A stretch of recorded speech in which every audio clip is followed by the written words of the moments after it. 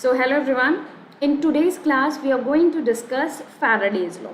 ये जो Faraday's law है ना, ये बहुत ही इंपॉर्टेंट है हमारे लिए भी और as in our exams also. ठीक है, अब इसका क्या इंपॉर्टेंस है, क्यों हम लोग Faraday's law पढ़ रहे हैं, उसको पहले समझते हैं.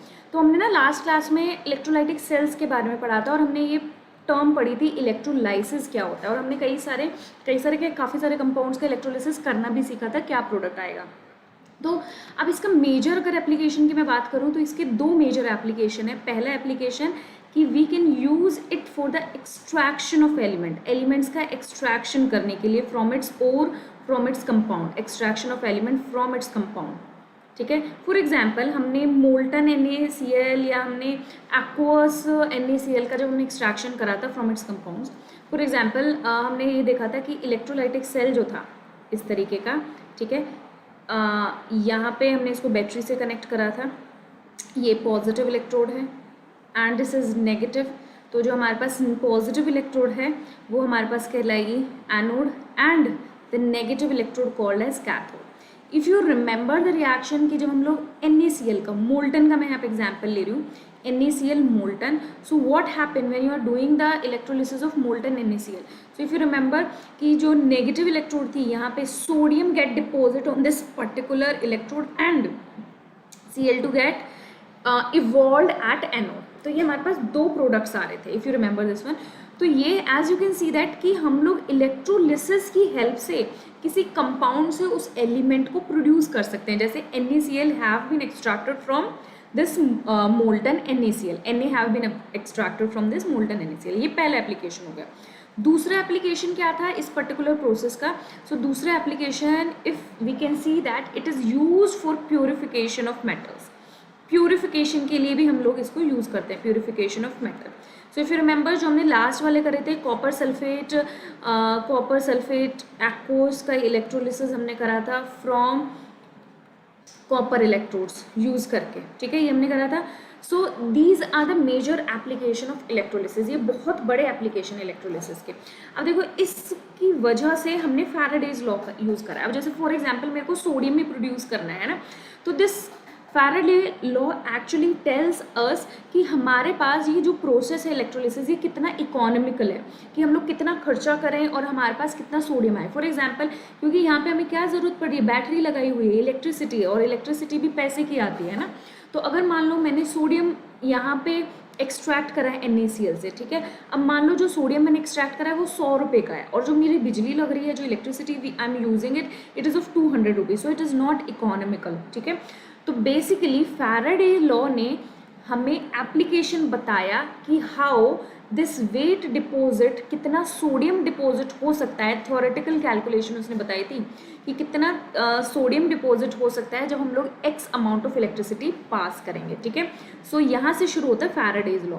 तो हमारे पास फैराडे के दो लॉज हैं जो हमें पढ़ने हैं. तो मैं पहले एक बार इसका इंट्रोडक्शन दे देती हूँ. फैराडेज लॉ तो बहुत बड़े साइंटिस्ट थे, फिजिक्स में बहुत पढ़ते हैं हम इनके बारे में.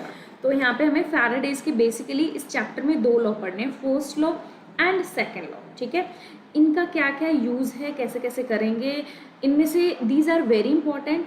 जेई में भी और नीट में भी as well as CBSE board के हिसाब से these laws are very important. You have to learn the statement of every law and numericals में कैसे इनको अप्रोच करना है, तो वो भी हमें देखना है. So let's start from the Faraday's first law. पहला लॉ से हम लोग देख रहे हैं. So here is Faraday's first law. So as I told you कि फैराडेज फर्स्ट लॉ ने क्या करा है, फैराडे ने बताया है relation between the charge passed through that particular cell and कितना weight deposit होगा on that particular electrode. So I am writing down the statement of the Faraday's first law. It says that the weight or amount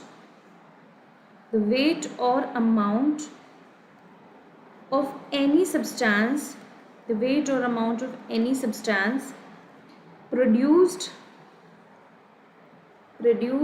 during electrolysis is proportional to amount of change और electricity passed into solution, electricity passed into solution. ठीक है, ये इसने बोला था। अब इस statement को ध्यान से पढ़ो, 2 सेकंड के लिए इसको पढ़ो और समझो क्या है। ठीक है, you have to do it by yourself.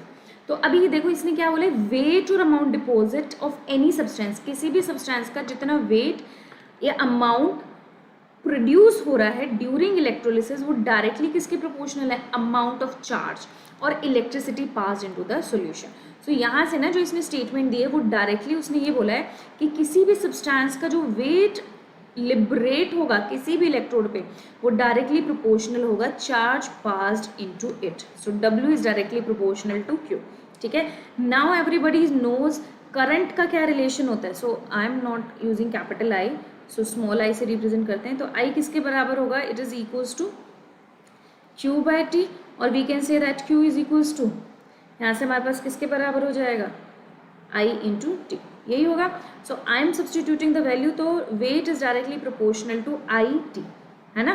तो you can also write it like this one. Now proportionality जब भी हम लोग हटाते हैं तो प्रोपोर्शनैलिटी कांस्टेंट लगाते हैं। तो यहाँ पे proportionality constant I am using is Z and I am writing as Q। ठीक है, और you can say that W equals to ZIT।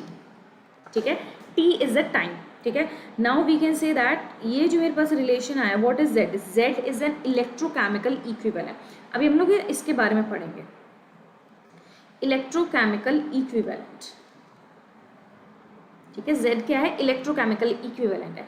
अब थोड़ी सी स्टडी ना Z के बारे में देख लेते हैं, Z है क्या, वैल्यू क्या आएंगे, इस कांस्टेंट है। ठीक है, इसकी वैल्यू क्या होगी। तो अब फैराडेज ने ये तो बोल दिया, और उसने एक चीज़ बोली थी जो इसने यहाँ पे ये Z को डिफाइन करा है। उसने बोला है कि जब भी हम लोग on passing 1 Faraday of electricity, जब भी हम लोग 1 फैराडे ऑफ इलेक्ट्रिसिटी पास करेंगे, on passing 1 Faraday of electricity, 1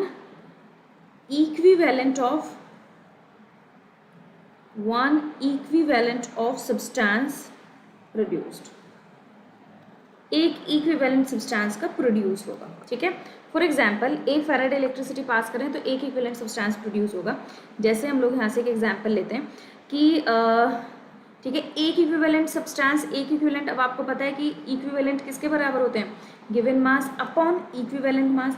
अगर मैंने इक्विवेलेंट की नंबर ऑफ इक्विवेलेंट 1 ले लिए तो कितना मास प्रोड्यूस होगा, वो किसके बराबर हो जाएगा, is equals to its equivalent mass. Is it clear. तो मैं बोल रही हूँ कि नंबर ऑफ इक्विवेलेंट, जैसे नंबर ऑफ इक्विवेलेंट किसके बराबर होते हैं, it is equals to given mass upon equivalent mass. तो अब मैं एक इक्विवेलेंट बोल रही हूँ तो for 1 equivalent, so I am writing here for 1 equivalent given mass is nothing but it is equals to equivalent mass. तो यहाँ से हम लोग बोल सकते हैं कि जब हमारे पास 1 फैराडे इलेक्ट्रिसिटी पास होगी, 1 फैराडे इलेक्ट्रिसिटी पास करेंगे, 1 फैराडे इलेक्ट्रिसिटी पास्ड, तो how much weight is deposit, कितना वेट डिपॉजिट होगा हमारे पास। तो यहाँ से हम लोग बोल सकते हैं E ग्राम वेट डिपॉजिट या लिबरेट किसके बराबर हो जाएगा, is equals to its equivalent mass. Clear है सबको। तो जब भी 1 फैराडे इलेक्ट्रिसिटी पास होगी तो कितना वेट डिपॉजिट होगा, that will B equivalent mass. Clear है। अब इतना समझ में आ गया, यहाँ से फिर मैं ये भी बोल सकती हूँ, तो इसको मैं डायरेक्टली लिख देती हूँ। तो 1 फैराडे जब इलेक्ट्रिसिटी पास होगी, 1, इसको मैं दोबारा ही लिख रही हूँ, 1 फैराडे इलेक्ट्रिसिटी पास करेंगे तो क्या होगा, is equals to E equivalent mass को मैंने E ग्राम ले लिया। ठीक है, equivalent mass is nothing but E grams, ये EM ही लिख देते हैं, सॉरी EM ही लिख देते हैं। ठीक है, तो EM ग्राम्स। ठीक है, तो 1 फैराडे इलेक्ट्रिसिटी पास होगी तो EM gram weight liberate. Is it clear now. ठीक है, एक इक्विवेलेंट मास के बराबर उसका वेट लिबरेट होगा। अब ये 1 फैराडे है क्या, काफ़ी देर से हम चिल्ला रहे हैं 1 Faraday what is this 1 Faraday. ठीक है, वो समझते हैं भाई। तो 1 फैराडे होता क्या है, तो 1 फैराडे चार्ज जो है, 1 फैराडे इज अ कांस्टेंट। ठीक है, 1 फैराडे की जो वैल्यू होती है maybe most of you know that it is equals to 96500 coulomb. ठीक है, अब है क्या ये 1 फैराडे, ध्यान से सुनना अभी। अब 1 फैराडे क्या है, तो हम लोग बोलते हैं 1 Faraday is nothing but it is charge of 1 mole electrons.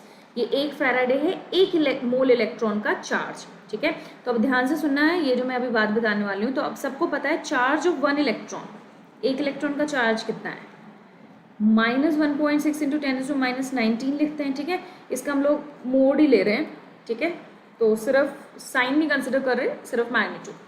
तो 1 मोल इलेक्ट्रॉन का चार्ज कितना हो जाएगा, चार्ज ऑफ 1 मोल मतलब 6.023 इंटू 10⁻23 इलेक्ट्रॉन्स। तो 1 इलेक्ट्रॉन का इतना चार्ज है, तो इतने इलेक्ट्रॉन का कितना हो जाएगा, मल्टीप्लाइड बाय 6.023 इंटू 10⁻23। तो जब सॉल्व करोगे तो ये approximately, not exact, approximately 96500 value आएगी कूलाम्स में। ठीक है, इज इट क्लियर। तो 1 Faraday is nothing but, value सबको याद रहती है बट ये ध्यान रखना है 1 फैराडे क्या होगा, it is charge of 1 mole electron. Clear है। अब आते हैं उसी बात पे जो मैंने अभी थोड़ी देर पहले आपको बताई थी। तो मैंने बताया था यहाँ पे कि 1 फैराडे इलेक्ट्रिसिटी जब पास कर रहे हैं, 1 फैराडे इलेक्ट्रिसिटी जब पास कर रहे हैं, जब 1 फैराडे इलेक्ट्रिसिटी पास हो रही है तो कितना मास डिपॉजिट हो रहा है, इक्विवेलेंट मास, ग्राम्स में हम लोग लिख रहे हैं, इक्विवेलेंट मास डिपॉजिट। ठीक है, इतना मास W होगा। ठीक है, इतना मास डिपॉजिट होगा 1 फैराडे के लिए। 1 फैराडे मतलब 96500 कूलाम। ठीक है, इतना पास करेंगे तो जब 1 कूलाम चार्ज पास करेंगे तो ये 96500 के लिए 1 कूलाम के लिए कितना हो जाएगा, equivalent mass divided by 96500 gram weight deposit. Is it clear now. तो 96500 कूलाम इलेक्ट्रिसिटी जब पास करेंगे तब हमारे पास जो वेट डिपॉजिट होगा that will be equal to the equivalent mass. लेकिन जब 1 कूलम ऑफ इलेक्ट्रिसिटी, कूलम जो भी आप बोलते हो, जब इलेक्ट्रिसिटी पास करेंगे तो कितना मास डिपॉजिट होगा, equivalent mass divided by 96500 grams. So this is nothing but this is the electrochemical equivalent. यही जो वैल्यू है, ठीक है, कि 1 कूलम में कितना वेट डिपॉजिट हो रहा है, that is the equivalent electrochemical equivalent. So this is nothing but Z is equals to equivalent mass divided by 96500 coulomb. ठीक है, this is the electrochemical equivalent. ये जो हमारे पास वैल्यू है, this is a fixed value for every element, equivalent mass change होगा, ये हमारे पास क्या कहलाएगी, that is called as electrochemical equivalent. ठीक है, अब आते हैं फैराडेज फर्स्ट लॉ पे, जो मैंने बताया था। तो हमने रिलेशन लिखा था कि ये किसके बराबर होता है, W equals to Z into Q, और we can say that W equals to electro equivalent mass divided by 96500 into Q। ठीक है, और ये भी हमने पढ़ा था W equals to Z into I into T, और we can say that W equals to equivalent mass divided by 96500 into I into T। ठीक है, ये होगा। हाँ, ठीक है, क्लियर है। सो this is the exact formula of Faraday's first law. अच्छा, जिन लोगों को नहीं पता, ये EM जो मैंने लिखा है, दिस इज इक्विवेलेंट मास, और इक्विवेलेंट मास किसी भी सब्सटेंस का किसके बराबर होता है, it is equals to molar mass divided by N factor. ठीक है, वैलेंसी फैक्टर भी इसको बोलते हैं, वैलेंसी फैक्टर। ठीक है, for elements it is equals to valency. Is it clear now. ठीक है, तो एक बार मैं रिपीट कर देती हूँ what we have done till now. हमने बोला है कि फैराडे फर्स्ट लॉ ने क्या बोला था कि वेट और अमाउंट ऑफ एनी सब्सटेंस किसके डायरेक्टली प्रोपोर्शनल होगा, कितना चार्ज इलेक्ट्रिसिटी पास हो रही है, कितने अमाउंट ऑफ चार्ज और इलेक्ट्रिसिटी इज पास्ड। ठीक है, तो ये फैराडेज ने बोला था। फैराडे ने बोला था कि W वेट डिपॉजिट और वेट लिबरेटेड किसके डायरेक्टली प्रोपोर्शनल होगा, चार्ज के डायरेक्टली प्रोपोर्शनल होगा। प्रोपोर्शनैलिटी कांस्टेंट हटा रहे हैं हम लोग, Z रख रहे हैं। Z क्या है, कांस्टेंट है जिसको बोल रहे हैं इलेक्ट्रोकेमिकल इक्विवेलेंट। अभी Z की वैल्यू किसके बराबर आती है उसको पढ़ने के लिए हमें थोड़ा सा जानना होगा इसके बारे में। तो फैराडे भाई साहब ने ऐसा बोला था कि जब 1 फैराडे इलेक्ट्रिसिटी पास करते हो तो किसी भी सब्सटेंस का एक इक्विवेलेंट, उस सब्सटेंस का एक इक्विवेलेंट प्रोड्यूस होगा। जब भी 1 फैराडे इलेक्ट्रिसिटी पास करी जाएगी तो उस सब्सटेंस का एक इक्विवेलेंट प्रोड्यूस होता है, डिपॉजिट होता है। तो 1 फैराडे इलेक्ट्रिसिटी पास करने का मतलब क्या है, 1 फैराडे इलेक्ट्रिसिटी पास करेंगे तो एक इक्विवेलेंट मैंने ले लिया, equivalent is equals to given mass upon equivalent मास।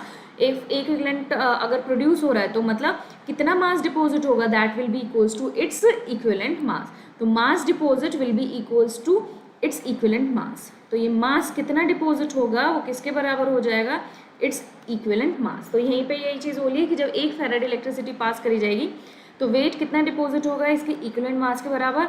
अब 1 फैराडे है क्या, 1 Faraday is nothing but it is the charge of 1 mole electron, जिसकी वैल्यू आती है 96500। तो जब 1 फैराडे मतलब 96500 कूलाम इलेक्ट्रिसिटी पास कर रहे हैं, कूलाम चार्ज पास कर रहे हैं, तो हमारे पास इक्विवेलेंट मास डिपॉजिट हो रहा है। तो 1 कूलाम पास करेंगे तो कितना हो जाएगा, equivalent mass upon 96500। So this is nothing but this is electrochemical equivalent. So a final formula comes out to be W equals to equivalent mass upon 96500 into Q। Is it clear. तो ये हमारे पास Faraday's first law आया है। अब जैसे 1-2 questions करके लिखते हैं, देखते हैं, ठीक है। तो फर्स्ट क्वेश्चन है हमारे पास,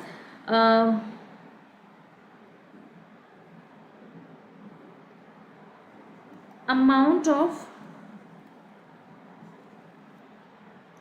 substance produced when 1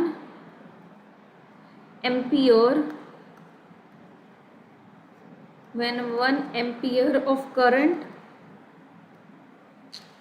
passed through 1 second। जब 1 एम्पियर करंट पास कर रहे हैं through 1 second, 1 ampere current pass हो रहा है 1 सेकेंड के लिए, तो कितना अमाउंट ऑफ सब्सटेंस प्रोड्यूस होगा। जैसे पहला हमारे पास एग्जांपल है, पहले ही ले लेते हैं, Cu2 प्लस 2 इलेक्ट्रॉन, ये हमारे पास रिएक्शन है।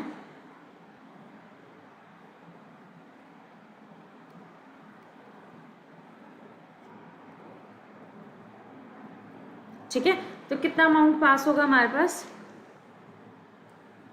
कोई बता सकता है। तो हम लोग कैसे करेंगे, अब as you can see here कि इस पूरी रिएक्शन के लिए 1 एम्पियर 1 सेकेंड के लिए पास हो रहा है, तो यू हैव टू टेल कि हमारे पास कितना मास डिपॉजिट होगा। ठीक है,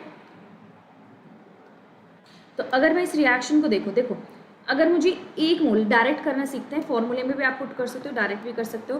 तो देखना, for 1 mole of electron, 1 mole for 1 mole of electron, 1 mole electron या 1 फैराडे। ठीक है, यहाँ पे एज क्लियरली सी दैट अगर मैं इसको मोल में ले रही हूँ, अगर मैंने इसको 2 मोल ले लिया, जस्ट अ सेकेंड, डायरेक्ट करते हैं इसको पहले तो हम लोग, फिर मैं आपको फॉर्मूले में रख के बताती हूँ। जब आपने 2 मोल इलेक्ट्रॉन लिए, ध्यान से देखना है, 2 मोल इलेक्ट्रॉन, ठीक है, या फिर 2 फैराडे, 2 मोल इलेक्ट्रॉन से कितना मोल कॉपर मिल रहा है, 2 मोल कॉपर प्रोड्यूस। 2 मोल इलेक्ट्रॉन से कितना मोल कॉपर मिल रहा है, 2 मोल कॉपर मिल रहा है। तो 1 मोल, क्योंकि हमारे पास इलेक्ट्रोकेमिकल इक्विवेलेंट की वैल्यू कितनी है, 1 फैराडे के हम लोग बोल रहे हैं, 1 कूलम चार्ज के लिए हम लोग बोलते हैं इसको। तो जब हम लोग 1 फैराडे की बात कर रहे हैं, तो 1 फैराडे से कितना डिपॉजिट होगा, 1/2 मोल कॉपर प्रोड्यूस होगा। ठीक है, यहाँ से हमारे पास 1 फैराडे से आ गया, 1 कूलम से भी आप निकाल सकते हो। तो 1 Faraday is nothing but 96500 coulomb से हमारे पास इतना मोल डिपॉजिट हो रहा है। तो 1 कूलम से कितना होगा, 1/2 इंटू 96500 कूलम। ठीक है, मोल्स हैं ये, इतने मोल्स आ गए हैं। ठीक है, इतने मोल्स आ गए हैं, you can convert into its mass. Is it clear. ठीक है, तो इस तरीके से कर सकते हैं। जैसे एक क्वेश्चन और लेते हैं हम लोग, नेक्स्ट क्वेश्चन है, how many Coulomb's of charge are required, how many coulombs of charge are required for following reaction, for following reduction। ठीक है, तो अब यही सेम चीज़ उल्टे तरीके से पूछ लिया, 1 मोल ऑफ Cu2+ से कॉपर जा रहे हैं, एंड सेकेंड पार्ट हमें दे रखा है 1 mole of MnO4- to Mn2+. So it is asking how many coulomb of charge are required for following reduction. In reduction के लिए कितने coulomb of charge चाहिए. अब ध्यान से सुनना, पहला वाला एग्जाम्पल हम लोग देखते हैं. तो फर्स्ट वाले में हमें दिया हुआ है 1 मोल कॉपर, तो Cu2+ 2 इलेक्ट्रॉन 1 मोल कॉपर. तो जब 1 मोल के लिए, 1 मोल सब्सटेंस के लिए, 1 मोल कॉपर के लिए कितने मोल चाहिए इलेक्ट्रॉन? 2 मोल इलेक्ट्रॉन्स चाहिए. और 2 मोल नहीं, हम लोग बोलेंगे कितना फैराडे हो जाएगा. 2 mole is nothing but it is equals to 2 Faraday. 1 mole electron किसके बराबर थे? एक charge of 1 mole electron 1 Faraday. तो 2 मोल इलेक्ट्रॉन का कितना हो जाएगा? 2 फैराडे. तो कितना हमारे पास चार्ज चाहिए? 2 फैराडे. और वी कैन से दैट तो चार्ज रिक्वायर्ड, सो कितना चार्ज चाहिए? चार्ज रिक्वायर्ड कितना चार्ज चाहिए? 2 फैराडे. और 1 फैराडे की वैल्यू कितनी है? 9650 और 96500 कूलम. इतना चार्ज चाहिए. सेकंड के लिए करके देखते हैं. दूसरे वाले में उन्होंने पूछा है कि अगर MnO4- से Mn2+ में कन्वर्ट हो रहे हैं तो कितना चार्ज चाहिए होगा. So just look at this reaction. Reduction करवाना है, +7 है, +2, कितने इलेक्ट्रॉन्स चाहिए रिडक्शन के लिए? 5. तो जब हम लोग बात करें 1 मोल Mn2+ के लिए, 1 mole Mn2+ require how many moles of electron? 5 mole electron. ठीक है. और we can say that 1 mole Mn2+ require 5 Faraday of charge. 5 Faraday of charge. और 5 फैराडे कितना हो जाएगा? 96500 कूलम से मल्टीप्लाई. तो इतना चार्ज चाहिए. सो questions can be asked from this type. और डायरेक्टली आपसे पूछ सकते हैं कि कितना वेट डिपॉजिट हो रहा है अगर इस अमाउंट की इलेक्ट्रिसिटी पास हो रही है. तो you can say that W किसके बराबर हो जाएगा? ZIT. क्लियर है. और Z किसके बराबर है? Equivalent mass upon 96500 coulomb. ये. So this was all about Faraday's first law. दूसरा हमारे पास आता है second law is Faraday's second law. Faraday's second law. इसमें इन्होंने क्या बोला है फैराडेज सेकेंड लॉ में? सो ही सैड कि अगर हम लोग क्या कर रहे हैं कि इफ़ वी पास, मैंने ये 2 इलेक्ट्रोलाइटिक सेल ले लिए and if we connected them in series, अगर मैंने उनको सीरीज में कनेक्ट कर दिया, ठीक है.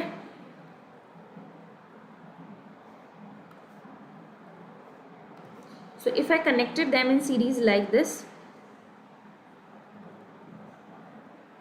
ये बैटरी है, ये DC सोर्स ले लिया मैंने यहाँ पे, ठीक है. And this is anode, this is cathode, this is anode and this is cathode. So I have connected them in series. ठीक है. अब नाउ एक सॉल्यूशन मैंने ले लिया कॉपर सल्फेट का और इसमें आई हैव टेकन AgNO3. ठीक है. दोनों एक्वस हैं. तो अगर मैं यहाँ पे बात कर रही हूँ तो इधर एनोड पे, so if I talk about, तो यहाँ पे एनोड पे क्या होगा? डिपोजिट, सॉरी, तो यहाँ पे कैथोड पे क्या होगा? कॉपर डिपोजिट होगा. और इधर कैथोड पे क्या होगा? Ag डिपोजिट होगा. यहाँ पे Ag डिपोजिट होगा और यहाँ पे कॉपर डिपोजिट होगा. ठीक है. तो ऐसा हमारे पास सेल में काम होने वाला है. तो फैराडेज सेकेंड लॉ बोलता है कि whenever you are connected 2 or more than 2 cells in a series, तो जब आपने 2 या 2 से ज़्यादा सेल्स को सीरीज में कनेक्ट करा है, सीरीज में कनेक्ट करने से फ़ायदा क्या होगा कि same amount of charge will be pass through each and every cell. दोनों सेल में से same amount of charge pass होगा. अगर same amount of charge pass हो रहा है तो weight deposit will be directly proportional to their ratio of their equivalent mass. So I am writing down the statement here. So let's understand what Faraday's second law have said. So Faraday's second law ने बोला है कि if equal amount of electricity, or we can say that if they are connected in series, equal amount of electricity or charge is passed through two different solution, then weight of one substance deposited or produced in these two solutions are in the ratio of these two solutions are in the ratio of their equivalent masses. What does it mean? Masses or equivalent weights. ठीक है, you can से तो यहाँ पे बोल रहा है कि अगर equal amount of electricity pass कर रहे हैं तो जो वेट डिपॉजिट होगा दोनों इलेक्ट्रोड्स पे, दोनों सेल्स में, that will be equal to their ratio is equal to their ratio of their equivalent mass. For example यहाँ पे मैंने कॉपर लिया था और मैंने क्या लिया था, Ag. तो वेट ऑफ कॉपर और Ag का जो रेशियो होगा वो किसके बराबर हो जाएगा, देयर इक्विवेलेंट मासेस के रेशियो के बराबर. अब हम लोग इसको प्रूफ भी कर सकते हैं. ये आया कैसे?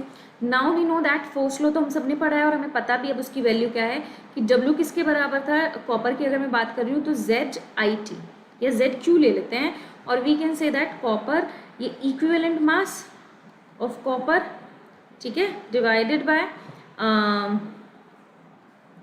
हमारे पास 96500 into Q. Similarly W of Ag किसके बराबर हो जाएगा, equivalent mass of Ag and 96500 by into Q. ठीक है, as you can see that in दोनों में जो हमारे पास Q1 Q2 है दैट इज इक्वल है. तो when you take the ratio सारी चीज़ें कैंसिल आउट हो जाएंगी एंड यू विल सी कि हमारे पास क्या वैल्यू आ जाएगी, copper upon Ag will be equals to equivalent mass of copper divided by equivalent mass of Ag. So these are the two Faraday's law which are very important according to JEE point of view, according to NEET point of view. Statement is easy, question is easy, so you can refer questions for this particular topic from Narendra Avasthi. So you can see कि Narendra Avasthi में you can refer question from there for Faraday's first law and second law. So guys, Faraday first law, second law इतना ही था. Read it, and if you have any problem, any query, you can ask me into the comment section. You can comment me there and ask your problems there. Okay, thank you so much. Happy learning guys.